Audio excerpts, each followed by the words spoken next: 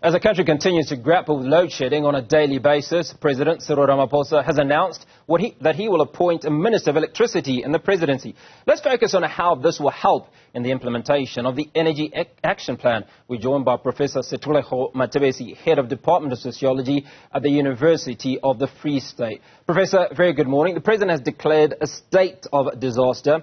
New Minister of Electricity, what role will he or she play in your mind? Hi, good morning, Hugo, and good morning to your viewers. I think the President and the Presidency is under tremendous pressure to try and find a solution to what I would call has become a national disaster, a national crisis, and that is the energy provision in South Africa.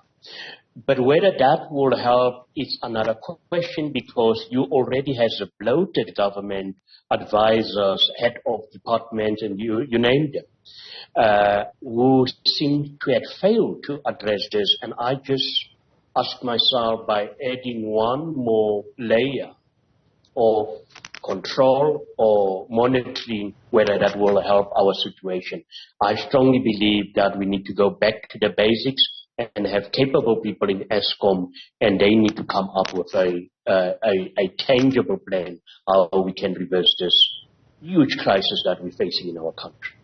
Well, you raised the issue of Eskom, Professor, and Eskom themselves have said that they're not yet quite ready to respond to this. They're still studying what it all means having a Minister of Electricity. Now, talk to us about what that possible relationship will be like between the new Minister of Electricity and Eskom.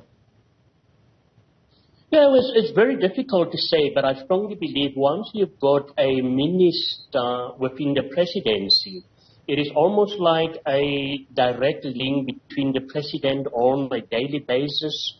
It's like you've got other ministries within the Presidency.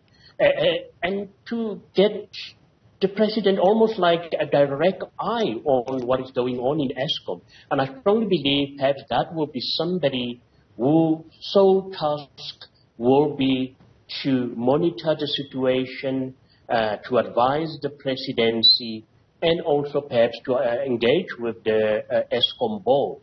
But how that will play out in practice, it's something else, because we all know the Eskom board is supposed to be independent. They need to come up with their own decisions, and the role that the minister will play, for me, will just be more like political oversight. And the question will then be raised, but why don't you allow the current Minister of Energy, Gwede Mantashe, for example, to do that particular task? Is this also not a vote of no confidence in the current ministers who are supposed to deal with this particular matter? Well, you took those words right out of my mouth, because that was my next point of discussion. Gwede Mantashe and Pravin Gordhan, have they failed? Is this what the President is actually saying? Yeah, no, it's perhaps to say, I want to take off some load from you. And I strongly believe that the President would have discussed this with either both of Pravin Gordhan and Minister Gwede Mantashe. But fact of the matter is, this once again, for me, is indicative that there is absolutely no plan to deal with the Eskom crisis. There has been rumors of internal sabotage, but surely at each level and each unit of Eskom, there are supervisors who can pick up these things. Or is it an issue that lack of planning has catch up with us as South Africans? If you look also at another issue, infrastructural projects and stuff like that, worker provision and all that. But fact of the matter is, Eskom in itself have already indicated that it is facing a crisis, and the President came up with bold plans during 2017 when he's been elected, and it seems as if this is what we will have to get used to. New plans, raising hopes, but absolutely the situation on the ground is not changing. Well, a cabinet reshuffle is impending, so we believe. Does this offer the President an opportunity to usher in a new broom, a younger individual, or do we expect him to go to his old guard to run this rather important mandate? Well, if you look at the NEC composition, there will be tremendous pressure on the president to also look at the younger generation. But we should not just put people into positions based on their age if they will not add any value to what we are currently facing. Another aspect that we should also look, I strongly believe that there might be a reconfiguration of some of our departments, where you will find that there might be an amalgamation of one or two departments to try and address that. But let us also hope that the new ministry or minister that will be appointed is also not part of the patronage scheme where the NEC of the African National Congress has become too large, and now is the time that the president has to pay back. And how do you pay back in politics? Is by appointing those who ensure that you get elected. I hope that is not the case, because for me that will also be societal, because yet again people will point that this is another layer. We expect changes to happen, and unfortunately it's not happening. Yes, but I will be surprised if if there aren't any younger people who will form part of the new ministers that will be appointed. Professor, my final question on this matter before we move on to some other issues that came out of the State of the Nation address is how critical is solving this crisis to the re-election of the ANC as a party, if you will, in next year's election? No, it's very important. You should realize that the issue of load shedding is going to dictate the narrative of the campaigns of the opposition parties. I will be very surprised because, I'm not an energy expert, but if you look at where we currently are, this is a problem that will not be resolved overnight. And it provides a very glorious opportunity to opposition parties to say, yeah, you've got a party who has been voted, got electoral support, but it seems as if they are battling to deal with what they're supposed to do, and that is to provide energy to South Africans. We all know what are the rippling effects of this whole load shedding. Or the energy crisis. It affects the economy. The president also mentioned that he's going to extend that 350 grant. I predicted that is going to happen because at least that is one leverage that you can have to also sway votes in your favor. But I don't think it's all about votes when decisions are being made. But the energy crisis will definitely dominate the 2024 elections. I would be surprised if that it's not going to be the case. Well, the President also said that he will create and foster loans and incentives to move us into a solar ecosystem. How good and positive is this for business? No, well, you should ask yourself who is going to benefit out of that. Some of these plans are quite lofty.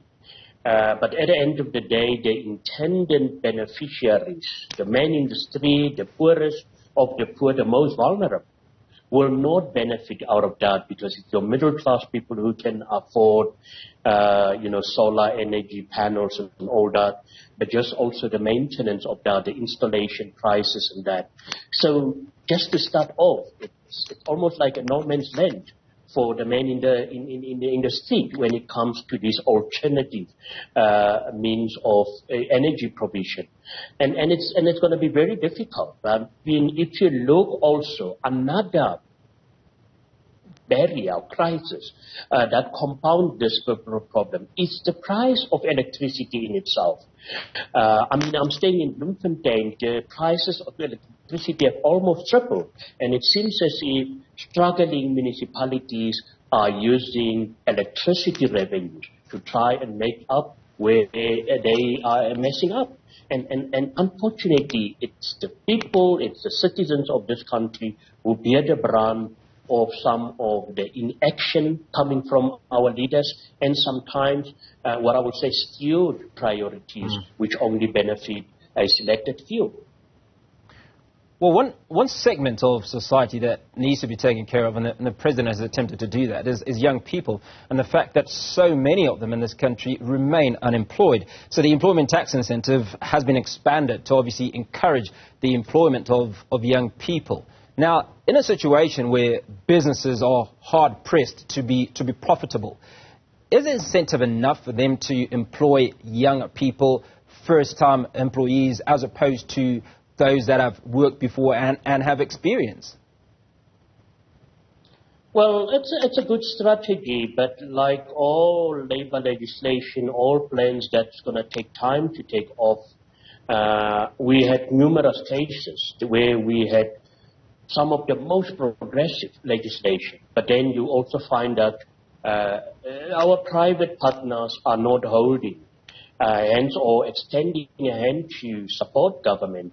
And perhaps that is a starting point, but I strongly believe that that is a plan that will only take off maybe within the next 3 years, where one will be able to see that benefit. And it does also not mean that the private sector will willingly come forward to support that, because sometimes what you also have to take into consideration is that younger persons who are exposed to a welfare society, as South Africa, some of them just don't want to, and they want to forever depend on the state, and it becomes very difficult. And that's why issues of discipline in the workplace becomes a major factor that you see less and less younger people are being employed. But what I also like what the President has said in the past is that companies should become, amenable to the fact that not many young people have experience. And if we can start there, where we can provide people with minimal experience, exposure to the work environment, I strongly believe that that will be a starting point. And I think we are doing quite well in terms of, if you look at the intern programs throughout South Africa, various private companies and even the government. And I think that for me, it's quite a good stimulus that will expose young people to the work environment. Professor Sethulego Matebesi, sociologist from the University of the Free State. Appreciate your time this morning.